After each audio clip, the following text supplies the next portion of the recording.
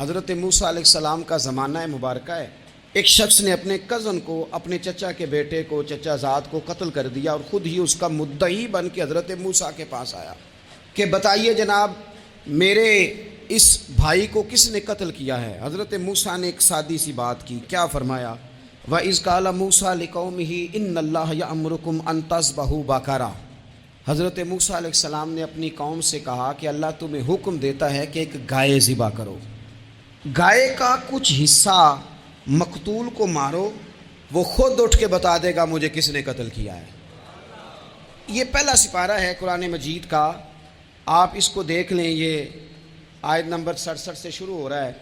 تو اب وہ چونکہ ذبح کرنا نہیں چاہ رہا تھا، اس کو پتا تھا کہ مجرم تو میں خود ہوں، وہ ذبح چونکہ کرنا نہیں چاہ رہا تھا تو اس سے کہا کہ مارو ایک حصہ گائے کا، اس کو تو یہ اٹھ کے بتا دے گا. تو اس نے جواب کیا دیا؟ قالوا اتتخذون ہزوا، کہنے لگا آپ میرے ساتھ مذاق کرتے ہیں، کبھی ایسا بھی ہوا ہے؟ قال اعوذ باللہ ان اکون من الجاہلین. حضرت موسیٰ علیہ السلام فرمانے لگے میں اللہ کی پناہ مانگتا ہوں میں جاہلوں میں سے ہو جاؤں. ہر وقت مذاق کرتے رہنا یہ تو جاہلوں کا طریقہ ہے. کن کا ہے؟ حضرت موسیٰ نے کہا ہے، قرآن پاک ہے.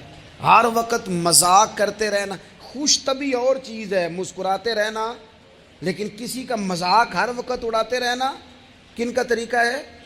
جاہلوں کا. جب کہا نہیں ذبح کرنی ہے تو اب ذرا دیکھیے کرنا نہیں نہ چاہ رہے. قالوا ادع لنا ربک یبین لنا ما ہی، کہنے لگے اے موسیٰ پھر آپ نہ رب سے دعا کریں کہ وہ ذرا کھول کے بتائے وہ گائیں کس طرح کی ہو. ارادہ نہیں نہ ذبح کرنے، آپ دعا کریں. قال انہ یقول انہا بقرۃ لا فارض ولا بکر. فرمایا کہ رب کہتا ہے وہ گائے نہ بوڑھی ہو نہ زیادہ بچیا ہو، عوان بین ذالک، ان کے درمیان ہو، یعنی جوان گائے ہو. فافعلوا ما تؤمرون، کرو جس کا تمہیں حکم دیا جا رہا ہے. قالوا ادع لنا ربک یبین لنا ما لونھا. لو اگلی بات سن لو. کہنے لگے آپ دعا کریں رب سے کہ وہ کھول کے بتائے اس کا رنگ کس طرح کا ہو، رنگ بتائیں کس طرح کا ہو. قال انہ یقول انہا بقرۃ صفراء. فرمایا رب فرماتا ہے کہ صفراء رنگ کی ہو، یعنی گہرے زرد رنگ کی ہو. یہ رب فرماتا ہے اس طرح کی گائے ذبح کرو. فاقع لونھا تسر الناظرین، اور جب کوئی اسے دیکھے تو اسے اچھا بھی لگے، آنکھوں کو اچھی لگے وہ گائے، اس طرح کی گائیں ذبح کرو. لو اتنی باتیں بتا دی. قالوا ادع لنا ربک یبین لنا ما ہی، کہنے لگے نہیں آپ پھر دعا کریں اللہ ذرا کھول کے بتائے گائیں کس طرح کی ہو. ان البقرہ تشابہ علینا، ہمیں ذرا گائیں پر شبہ پڑ گیا ہے کس طرح کی ذبح کرنی چاہیے. وَإِنَّا انشاءاللہ لمہتدون، اگر اللہ نے چاہا تو ضرور ہم ہدایت پا جائیں گے. پھر اللہ تعالیٰ نے فرمایا کہ قال انہ یقول انہا بقرۃ لا ذلول تثیر الارض، گائیں اس طرح کی ہو کہ وہ کبھی کھیتی میں نہ چلائی گئی ہو، یعنی اس کو کبھی کام نہ اس سے لیا گیا ہو. بیل کو لوگ لگاتے تھے نا، جو کام آج ٹریکٹر سے لیا جاتا ہے وہ گائے بیل سے لیا جاتا تھا. تو وہ کھیتی باڑی کے کام نہ اس کو لگایا گیا ہو. ولا تسقی الحرث، اور نہ اس سے پانی نکالا گیا ہو، نہ کھیت چلانے ہل چلانے میں لگائی گئی ہو. اور وہ جو کنواں ہوتا تھا جس کے گرد گائیں گھومتی تھی، تو کہا وہ بھی کام اس نے نہ کیا ہو گائے نے. مسلمۃ لا شیۃ فیہا، وہ ہر عیب سے پاک ہونی چاہیے. قالوا الآن جئت بالحق، اب کہنے لگے اب آپ صحیح بات لے کے آئیں، اب سوال ختم ہو گئے نا. کہنے لگے اب آپ بات فذبحوہا، انہوں نے ذبح کر دی. وما کادوا یفعلون، پر ایسا کرتے نظر آتے، لگتا نہیں تھا کریں گے ذبح پر ذبح.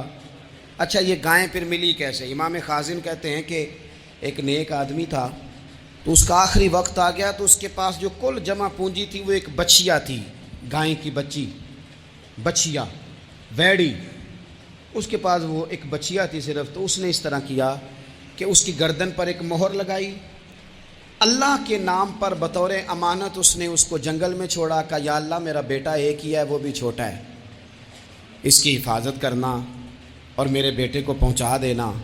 بچہ بالغ ہو گیا. اس کی ماں نے کہا بیٹا جو امانتیں رب کے پاس رکھوائی جائیں نا ان میں خیانتیں نہیں ہوا کرتی، جا کے جنگل میں آواز دے تیری گائے واپس آ جائے گی. اس نے جا کے جنگل میں آواز دی کہ وہ جو میرے باپ نے امانت رکھوائی تھی وہ کدھر ہے. وہ نشان لگی ہوئی گائیں دوڑتی ہوئی اس کے پاس آئی.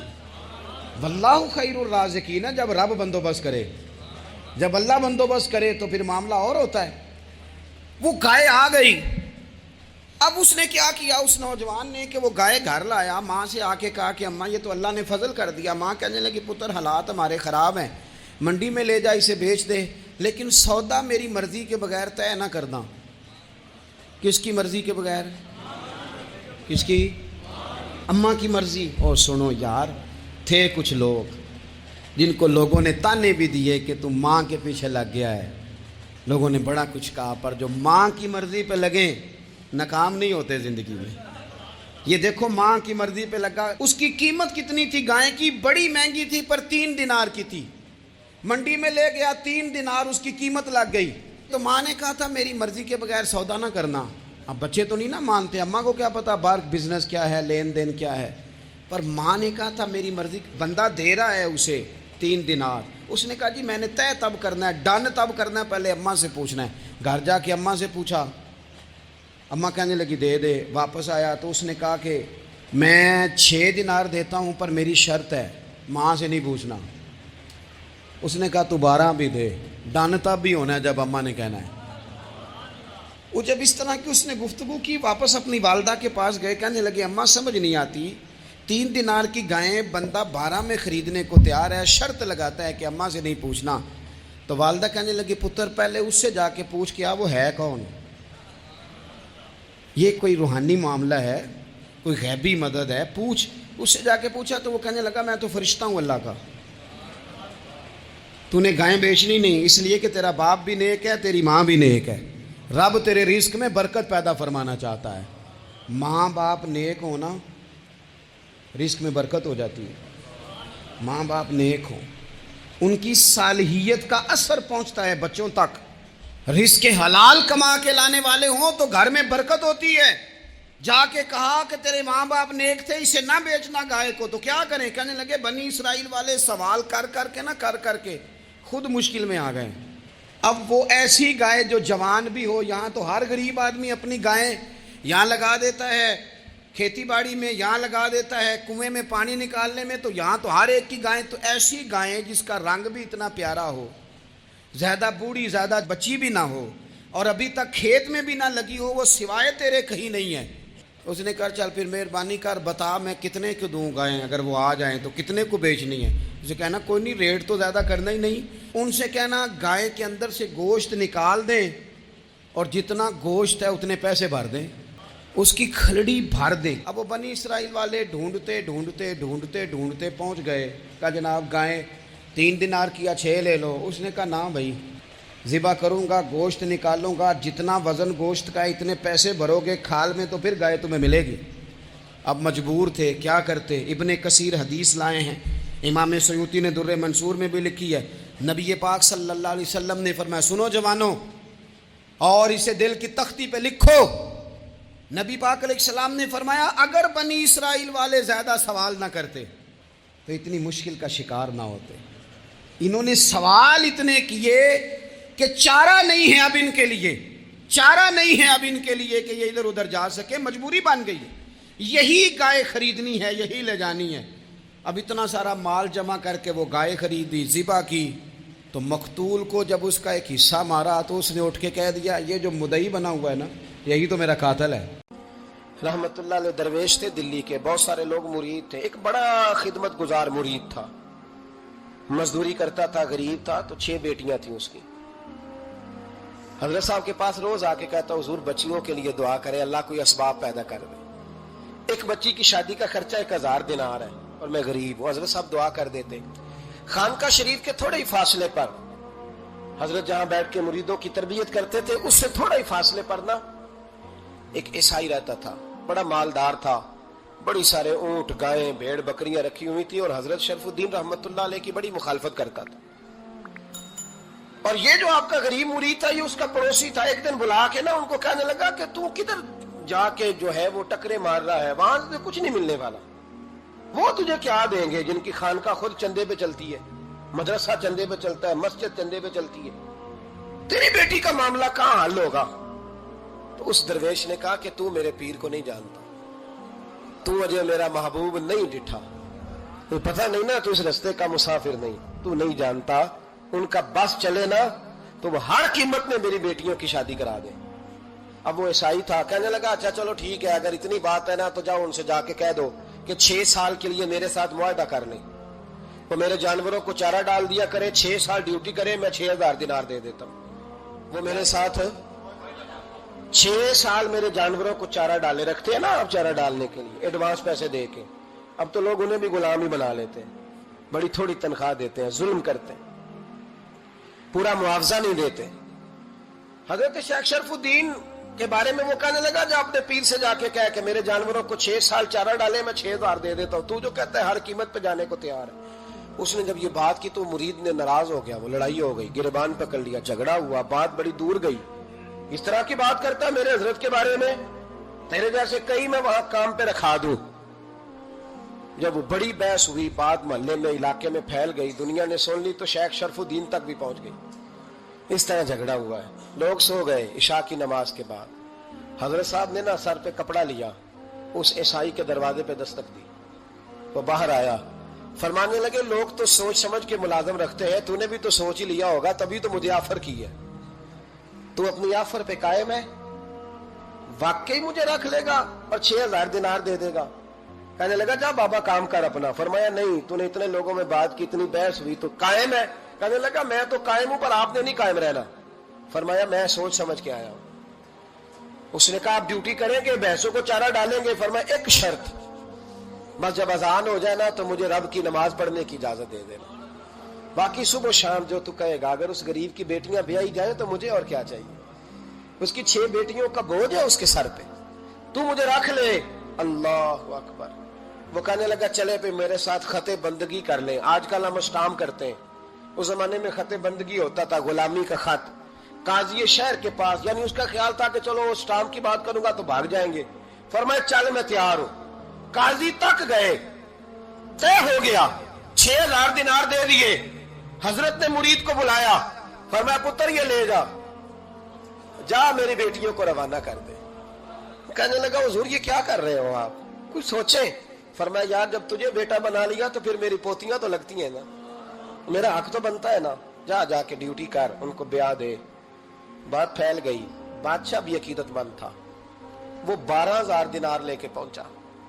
क्या बताऊं इन रब के बंदों का दिल कैसा होता है, क्या दर्द होता है, क्या रंग। 12000 दिनार लेके बादशाह आया और आके हजरत को पेश किए, का हुजूर आप दें इस ईसाई को डबल दें और जाए काम करें। आप फरमाने लगे तू पैसे दे, शर्तें ना लगा, मेरा जहां दिल करेगा मैं खर्च करूंगा, मुझे तो मजा ही अब आने लगा है, अभी तो लुत्फ आ रहा है, अभी तो जायका आया है कुछ करने का, पैसे देने हैं तो दे, पाबंदी ना लगा, जहां मेरा दिल करेगा मैं। उसने कहा हुजूर ठीक है रख ले। हजरत ने फजर मस्जिद में पढ़ी, जेब में 12000 दिनार थे, ऐलान फरमाया भी किसी और की बेटी भी बैठी है तो पैसे मेरे पास है। वो 12000 दिनार भी बांट दिया और 12000 दिनार बांट के ना तो फिर चले गए खेत में चारा काटने। उस ईसाई को किसी ने बतलाया कि उनके पास तो 12000 आया है, पर तुझसे जान नहीं छुड़ाई उन्होंने। वादा ये हुआ था कि 6 देंगे तो जाएंगे, जब तक देंगे नहीं तेरे घर में काम करेंगे। वो ना चारा काट रहे थे, हजरत साहब तो वहां पहुंच गया, दूर जाके खड़ा हो गया, कहने लगा बाबा पहले तो मैंने मुसलमानों के इखलाक सुने थे, अब तो मैंने देख भी लिए, पर ये बता जब 12000 आया था जान क्यों नहीं छुड़ाई? तो हजरत चारा काटते काटते रो पड़े। फरमाने लगे तू नहीं ना जानता, ये बेटियां सांझी होती हैं, पता नहीं ना, मेरे रसूल पाक ने तो हातम ताई की बेटी के सर पे कपड़ा रख के कहा था बेटियां बराबर होती हैं। तो ये नहीं पता जब उसकी 6 बेटियों की शादी हुई है, मेरे अंदर रूहानियत कितनी बड़ी है। फरमाया फिर 12000 आया है तो 2-4 बच्चियां फिर गई हैं, तो ये नहीं पता मैं अंदर से राजी कितना हूं, मैं तेरी नौकरी करता रहूंगा, पता नहीं अल्लाह कितनी बेटियों को ब्याह देगा। इतना रोया, वो ईसाई के पैरों में बैठ गया, कहने लगा बाबा मैंने तेरी मुखालफत की है, पर तेरे करीब आके पता चला है कि तू बहुत ऊंचे इखलाक का मालिक है, और अगर तेरा ये मकाम है तो तुझे इखलाक सिखाने वाले मोहम्मद अरबी की शान कितनी होगी।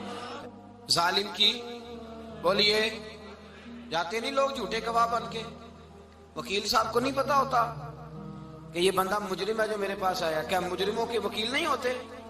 بولے تو اس کو پتہ نہیں ہوتا وکیل صاحب کو کہ یہ صاحب مجرم ہے، میرے پاس مقدمہ لے کے آئے ہیں.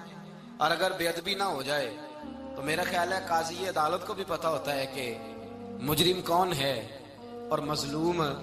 میرے نبی پاک صلی اللہ علیہ وسلم نے اس قدر زیادہ سختی فرمائی اس مسئلے میں. فرمایا جس کو پتا تھا کہ فلاں آدمی ظالم ہے، ظلم کر رہا، پھر وہ ظالم کا گواہ بنا یا اس نے ظالم کی مدد کی، کتنی کی؟ شارحین لکھتے ہیں چاہے اس نے ایک جملہ بول کے کی، چاہے ایک، سارے بولیے، چاہے ایک غریب کو اس نے ظلم کیا تو کہتے ہیں علاج یہ سی، چاہے ایک جملہ بول کے کی. شارحین اس حدیث کی شرح میں لکھتے ہیں ایک جملہ بول کے چاہے مدد کی. جس بندے نے کسی ظالم کی مدد کی کسی مقدمے میں یا کسی صورت میں اور اسے پتا تھا یہ ظالم ہے، میرے نبی پاک صلی اللہ تعالی علیہ وسلم فرماتے ہیں اگر اس نے مدد کی، ابھی ظالم کی بات نہیں ہو رہی، ظالم کے مددگار کی بات ہو رہی، اگر کسی نے ظالم کی مدد کی تو حضور فرماتے ہیں خدا بھی اس سے بری ذمہ ہے، رسول بھی اس سے بری ذمہ ہے. سنبھال کے رکھے اپنی نمازیں، قربانیاں، حج، زکوٰۃ سنبھال کے رکھے. اگر ظالموں کا مددگار ہے، الیکشن آ لینے دے، آپ کو نظر آ جائے گا کون کون ظالموں کا مددگار ہے، نظر آ جائے گا. اپنی جیب سے لوگ پیسے دے کے ظالموں کی مدد کریں گے، ان کے فلیکس چھپوائیں گے، بورڈ لگوائیں گے، جیبوں سے پیسے دیں گے. ہم نے خود آگ لگائی ہے چمن میں اپنے، بے سبب گردشی ایام کو الزام نہ دو. ہم نے خود نور کا ظلمت سے کیا ہے سودا، کر کے توہین سحر شام کو الزام نہ دو. ظالموں کے مددگار میدان میں آ گئے. یہ چھوٹا لفظ نہیں، میرے حبیب پاک صلی اللہ علیہ وسلم نے فرمایا جو ظالم کا مددگار ہے سن لے جو سجن کے ساتھ کچہری جاتا ہے، وہ یاد رکھے جو دوست کا گواہ بنتا ہے، وہ یاد رکھے جو کہتا ہے میں مانگی گیا تھا، مجھے بلایا گیا تھا قبضہ چھڑانے کے لیے کسی غریب بیوہ کی جائیداد پہ. وہ سن لے تو مدد کر کے نہیں آیا، تو خدا کے ذمے سے نکل گیا ہے. رسول پاک نے فرمایا تیرا میرا تعلق ختم ہو گیا، تو ظالم کا مددگار ہو گیا. پھر تو کہتا ہے میں بے چین ہوں، میں بے قرار ہوں، میں آزمائش کا شکار ہوں. پلٹ کے دیکھ تو صحیح تیرا گناہ کتنا بڑا ہے. میرے نبی پاک صلی اللہ علیہ وسلم کا ایک اور فرمان سننے، ابن ماجہ ابو داؤد میں موجود ہے. اس حدیث کو آپ نے یاد کر لینا ہے. کر لیں گے انشاءاللہ؟ سارے کہیے انشاءاللہ کر لیں گے یاد. حضور صلی اللہ علیہ وسلم نے فرمایا اگر تو ظالم کی مدد کرے گا نا، یہ لفظ دل کی تختی پہ لکھ لینا، یہ مکافات عمل ہے، مکافات عمل دنیا. ادھر کرو گے تو ادھر بھرو گے. فرمایا اگر تو کسی ظالم کی مدد کرے گا، سن لے حضور کا فرمان ہے، اگر تو ابن ماجہ ابو داؤد صحاح میں موجود ہے، فرمایا اگر تو کسی ظالم کی مدد کرے گا تو رب تعالیٰ مرنے سے پہلے تیرے اوپر بھی ظالم کو مسلط کر دے گا. تیرے اوپر بھی ایک دفعہ ظلم ضرور ہوگا اگر تو ظالم کی، وہ کسی صورت میں بھی ہو سکتا ہے، کسی صورت میں تیرا بیٹا ہی اٹھ کے ظلم کر دے گا، تو الجھ جائے گا، کسی نہ کسی جگہ تیرے لیے تباہی کا سامان ہوگا، تیرے اوپر ظلم ہوگا، اس لیے کہ تو ظالموں کا مددگار ہے. چاہیے یہ تھا کہ تو مظلوم کی مدد کرتا، انسانی ایمانی یقین کا فریضہ سر انجام دیتا. تو ظالموں کا مددگار ہو گیا. ٹٹول کے دیکھ لیں، رزلٹ نکال کے دیکھ لیں، ہمارے زمانے میں ظالموں کے مددگار زیادہ ہیں. اتنی لمبی زبانیں نکال کے ظالموں کی مدد کرتے ہیں. بڑے بڑے کالم نویس اللہ نے انہیں قدرت دی لکھنے کی، تو اپنا قلم ظالموں کی مدد میں خرچ کرتے ہیں. وہ لوگ جن کو اللہ تبارک و تعالیٰ نے قدرت دی، ہمت دی، طاقت دی، کچھ لوگ ان کے حلقہ احباب میں وہ اپنے لوگوں کو استعمال کر کے ظالموں کی مدد کرتے ہیں، ظالموں کی مدد کرتے ہیں. میرے نبی کریم سید عالم نور مجسم صلی اللہ علیہ وسلم نے فرمایا اگر تو نے ظالم کی مدد کی تو جب تک تو توبہ نہیں کرے گا رب تجھ سے ناراض ہی رہے گا. اللہ تجھ سے، او بھائی جس سے رب بھی ناراض ہو گیا، نہ کھانا نہ پینا نہ سونا نہ جاگنا نہ نیند، پھر تیری ہر چیز تیرے لیے آزمائش ہو جائے گی، پھر تیرا سایہ بھی تیرے لیے خوف کا سامان بنے گا، پھر زندگی جیتی جاگتی لاش بن جائے گی، تو اپنے کندھوں پر اپنی میت اٹھائے پھرے گا جب تو ظالم کا مددگار ہوگا. اور نبی پاک صلی اللہ علیہ وسلم نے فرمایا ظالموں کا مددگار بھی ظالم ہوتا ہے، ظالموں کا مددگار بھی، سارے بولے ظالموں کا مددگار بھی نہیں، کو نہیں، آپ سارے نہیں بولے، ایک دفعہ بولے ظالموں کا مددگار بھی. پکی بات ہے، ظالموں کا مددگار بھی. اللہ اکبر. جس کا یارانہ ہو، جس کا دوستانہ ہو، جو کہے میں نے نا اس کو اوکھے ویلے کے لیے ظالم کو یاد رکھا ہوا ہے. کبھی مشکل میں رکھے نہیں ہوئے لوگوں نے ظالم دوست؟ کہتے میں نے رکھے ہوئے ہیں. بلکہ ہمارے دیہات میں تو کہتے ہیں میں نے بازو بنائے ہوئے ہیں. کس کو بازو بنا لیا؟ ظالم بھی کبھی بازو ہوتا ہے. جو ظلم کی تلوار لیے میدان میں کھڑا ہے. قارون، حامان، فرعون، نمرود کا حال نہیں لوگوں نے دیکھا؟ اپنے زمانے میں آپ نے کتنے لوگ نہیں دیکھے جن کے سائے سے، آواز سے لوگ کانپتے تھے؟ پھر پولیس کی گاڑیوں میں وہ اس طرح مردہ پڑے کہ دنیا نے تماشا دیکھا ان کا. یہ رنگ ہم نے دیکھے نہیں اپنے آنکھوں سے. فرمایا ظالم کا مددگار بھی، جو کار میں بٹھا کے لے کے گیا وہ بھی ظالم، جس نے چائے پلائی وہ بھی، جس شخص نے کھانا کھلایا وہ بھی، جو کچہری تک ساتھ گیا وہ بھی، جس نے فلیکس کے نیچے، بڑے شرابی کے نیچے چھوٹی اپنی فوٹو لگائی وہ بھی، جو ووٹ کی پرچی ڈالنے گیا وہ بھی. کہہ دینا باہر نکل کے کہ حضرت صاحب نے سیاسی تقریر کی ہے، کہہ دینا، پر بات تو سچی ہے نا. خو کرے ہم تو سے تھوڑا سا گلا بھی سن لے، خو کرے ہم تو سے تھوڑا سا بھی گلا. امام مالک کے پاس ایک بندہ آیا، اس نے کہا حضور میں درزی ہوں، ایک ظالم بادشاہ مجھ سے کپڑے سلواتا ہے، میں تو ظالموں کا مددگار نہیں نا. ایک ظالم بادشاہ مجھ سے، حضور میں تو مددگار نہیں نا ظالموں کا. جو فرمایا ظالموں کا مددگار بھی ظالم ہوتا ہے. تو کپڑے لے کے آتا ہے، میں سی کے دے دیتا ہوں، ذمہ داری نہیں. یہ ایک آدمی دکاندار ہے، اس سے کوئی بندہ چیز خریدنے آئے گا تو تھوڑی کہے گا میں نے نہیں دینی، تو دے گا. کوئی بندہ اگر کسی شخص سے کوئی کام کہتا ہے جو اس کی فیلڈ ہے، اس کا شعبہ ہے، اس کا معاش کا وہ سلسلہ ہے، کہتے ہیں یا رسول اللہ صلی اللہ علیہ وسلم ظالموں کا مددگار بھی ظالم، حضور نے فرما دیا. تو امام مالک سے بندے نے مسئلہ پوچھا، دل کی تختی پہ لکھنے والی باتیں ہیں. کہا حضور میں درزی ہوں، ظالم کپڑے سلواتے ہیں، میں تو مددگار نہیں نا. امام صاحب کہنے لگے نہیں، مددگار تو وہ ہوگا جو تجھے سوئی دھاگا فراہم کرے گا. تو پورے کپڑے سی کے دیتا ہے، تو خود بہت بڑا ظالم ہے. تو پورے سوٹ سی کے دیتا ہے، تو بہت بڑا ظالم خود ہے. مددگار تو وہ ہوگا جو تجھے دھاگا دے گا، جو تجھے بٹن دے گا، جو تجھے نلکی دے گا. جو ظالم سے اتنی نفرت ظلم کر کے بندہ ہے. یہاں تو ہمارے زمانے میں ہیرو بن جاتے ہیں لوگ. ظالم ہیرو ہے، لوگ اس سے ڈرتے پھرتے ہیں، گھومتے پھرتے ہیں. اور بہت سارے کم مزاج لوگ اس کے پیچھے ہاتھ باندھ کے پھرتے ہیں. ظالموں کی مدد کرنا، ظالموں کے ساتھ رہنا، یہ ظلم ہے، ظلم، یہ زیادتی ہے. میرے نبی پاک صلی اللہ تعالی علیہ وآلہ وسلم نے ارشاد فرمایا، یاد رکھو رب فرماتا ہے میں مظلوم کی مدد ضرور کروں گا، چاہے جلدی کروں چاہے دیر سے کروں، میں مظلوم کی مدد. اور حضور صلی اللہ علیہ وسلم نے فرمایا ہے، حضرت معاذ بن جبل کہتے ہیں حضور نے مجھے یمن کا گورنر بنایا. جب میں جانے لگا نا تو حضور نے بڑی نصیحتیں کی، بخاری میں موجود ہے. فرماتے ہیں جب میں پلٹنے لگا تو میرے رسول نے فرمایا معاذ ایک منٹ ٹھہر جا، ایک بات میری یاد رکھنا، اس کو نہ بھولنا. کہا حضور کیا؟ فرمایا دیکھنا کسی پہ ظلم نہ کر بیٹھنا، کہیں تجھ سے زیادتی نہ ہو جائے.